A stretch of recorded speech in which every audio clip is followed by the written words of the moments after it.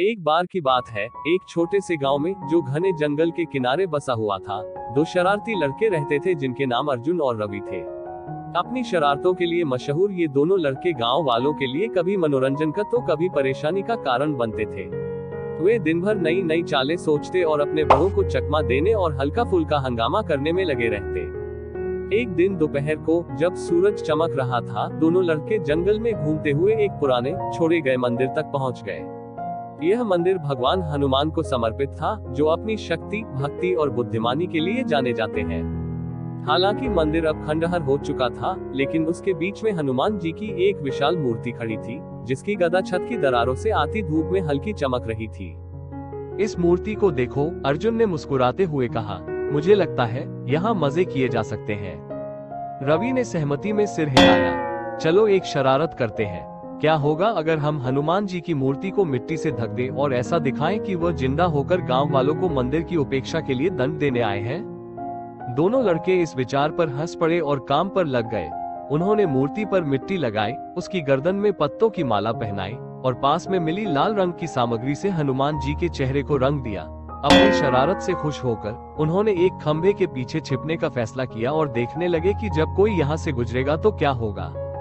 जैसे ही वे इंतजार कर रहे थे, एक अजीब सी हवा मंदिर में बहने लगी और चारों ओर सन्नाटा छा गया।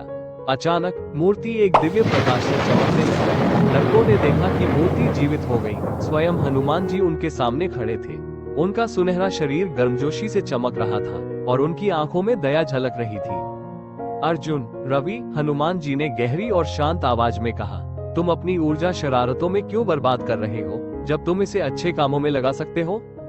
लड़के इतने स्तब्ध थे कि कुछ बोल नहीं पाए। वे डर और श्रद्धा से कांपते हुए घुटनों के बल गिर पड़े। आखिरकार अर्जुन ने हकलाते हुए कहा, हम तो बस खेल रहे थे हनुमान जी, हमारा बुरा इरादा नहीं था। हनुमान जी मुस्कुराए, मैं तुम्हारे दिलों को जानता हूँ बच्चों, तुम बुरे नहीं हो, बस भटके हुए हो। लेकिन याद रखो, तुम्हारे कार्यों के परिणाम होते हैं, चाहे वे मजाक के लिए ही क्यों न किए गए हो। आओ, मैं तुम्हें कुछ दिखाता हूँ। अपने हाथ के इशारे से हनुमान जी ने लड़कों को रामायण के युद्ध क्षेत्र पर पहुंचा दिया। उन्होंने देखा कि हनुमान जी कैसे संजीवनी बूटी का पहाड़ लेकर लक्ष्मण की जान बचाने आए थे। उन्होंने उनकी भगवान राम के प्रति भक्ति और धर्म की रक्षा के लिए अथक प्रयासों को देखा। जब वे मंदिर लौटे तो लड़के चुप थे।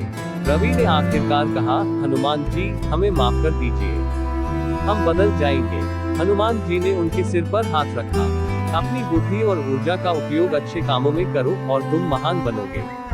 उस दिन से अर्जुन और रवि मददगार और जिम्मेदार लड़के बन गए। उन्होंने मंदिर को साफ किया और गांव वालों को हनुमान जी की महानता की कहानियां सुनाई। गांव वालों ने मंदिर का नया जीर्णोद्धार किया, मंदिर को फूलों से सजाया।